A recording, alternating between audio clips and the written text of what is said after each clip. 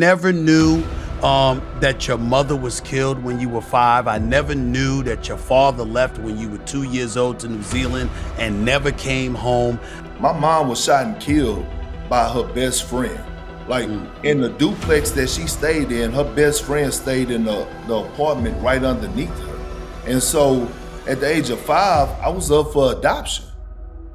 Kendrick Perkins is currently a sports journalist at ESPN, but before he became part of NBA media, he was an NBA player for 14 years. He was never a superstar nor a star-level player, finishing his career with averages of a modest 5.4 points and 5.8 rebounds per game, while blocking 1.2 shots as well. However, oftentimes the stats don't tell the whole story, so let's take a look at how bad Kendrick Perkins actually was. Starting from the very beginning, Kendrick Perkins was born in Nederland, Texas, and was raised on a farm by his grandparents. His mother was tragically killed by her best friend when Perk was only 5 years old, and his father played basketball in New Zealand and never visited Kendrick, so Perkins basically grew up without both parents. However, Perkins' grandfather was a sports enthusiast, and he sparked Kendrick's competitive spirit. Growing up, Kendrick Perkins was a multiple sports athlete, playing basketball as well as football and baseball, both sports that he quit by 10th grade. Quitting baseball and football was the right choice for Perkins, as it gave him more time to focus on basketball. He was an outstanding prospect, averaging 27.5 points, 16.4 rebounds, and 7.8 blocked shots per game in his senior year at High, while leading them to a 33-1 record, with the only loss being in the 4A championship game. He led his high school team to 4 district championships and 1 state championship. He finished his high school career with high honors, being considered a 5-star recruit by the end of his senior year and one of the best players in the country. Perkins originally committed to Memphis but opted instead so he can declare for the NBA draft straight out of high school. Kendrick Perkins was selected with the 27th overall pick in the 2003 NBA draft by the Memphis Grizzlies, but was immediately traded to Boston. He became the 23rd player in NBA history to be drafted straight out of high school. His role on the Celtics was very different from what he was used to during his high school days. He was no longer the best player on the team, a role that belonged to Celtics forward Paul Pierce, but an enforcer with a limited role, focusing more on the defensive end and bringing energy on the court. During his rookie year, Perkins played in only 10 games and got around 3.5 minutes. In such little playing time, Perkins couldn't show off much of his talents, but he got the chance to do so in his sophomore year, where he played 60 games and got around 9 minutes on the court. He was the backup center for Boston behind Mark Blount, who actually had a career year in the 2004 season. In 9 minutes on the court, Perkins averaged 2.5 points and 2.9 rebounds per game. However, it was his energy on the court that caught Doc Rivers' attention. After the 2004 season ended, Perkins had a very hard working offseason, which granted him more playing time. Mark Blount, who Perkins shared his minutes with, was traded mid-season to the Minnesota Timberwolves, thus leading to more minutes for Perkins, who became the undisputed starting center for the Celtics. His numbers increased and he played some of his best basketball during the 2005 season. He got almost 20 minutes per game on the court and started in 40 out of the 68 games he played that season. Although his season averages of 5.2 points and 5.9 rebounds aren't some otherworldly numbers, they were a significant increase from previous seasons. Perkins had multiple double-digit games, both scoring and rebounds-wise, and even having 4 double-double performances. He followed this season up with a pretty similar 2006 year, finishing with about the same averages as in the year before, further establishing his role as the starting center for Boston.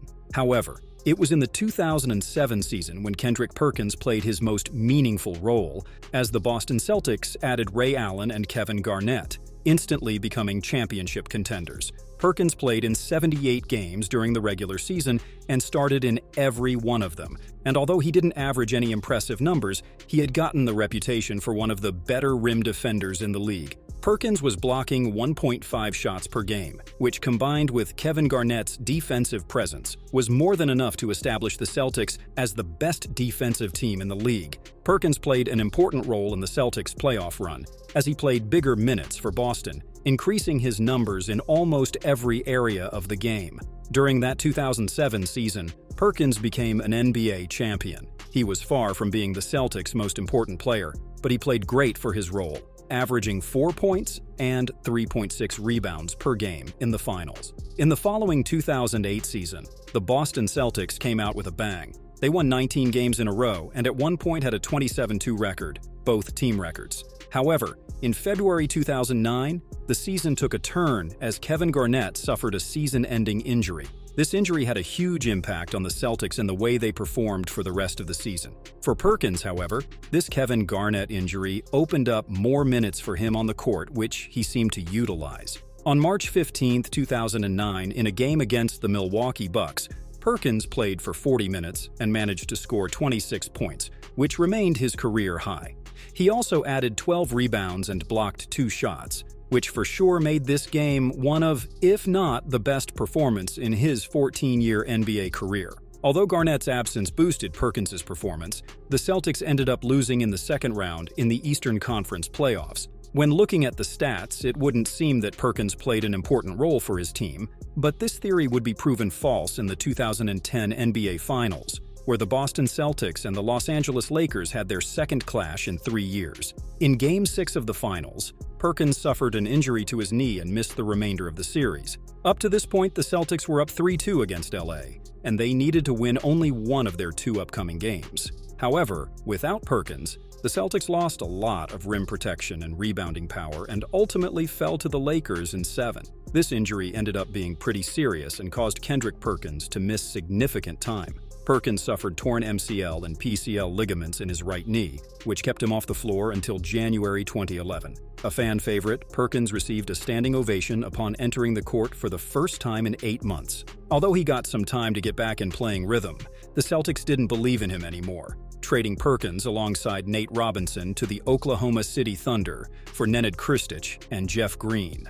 Upon his arrival, Perkins signed a multi-year extension with the Thunder, before even having his debut game for the squad. He made his debut on March 14, 2011, a little later than planned because of a left knee sprain. His now veteran presence on the court meant a lot for the development of the young trio of Kevin Durant, Russell Westbrook, and James Harden. Perkins' performance saw a jump from his time on the Celtics. He still grabbed his 7 to 8 rebounds per game, blocked a couple of shots, and brought toughness to the team's identity. But it was his mentorship and locker room presence that mattered the most to the Thunder's success. In the shortened 2011 season, Perkins made another finals appearance, losing against the Miami Heat. Over the years in Oklahoma, he saw a decrease in playing time with the emergence of Steven Adams, the Thunder's 2013 NBA draft lottery pick. As Steven Adams began playing more and more minutes, Perkins' new role was to be the backup center for Thunder. Move forward a year and a half,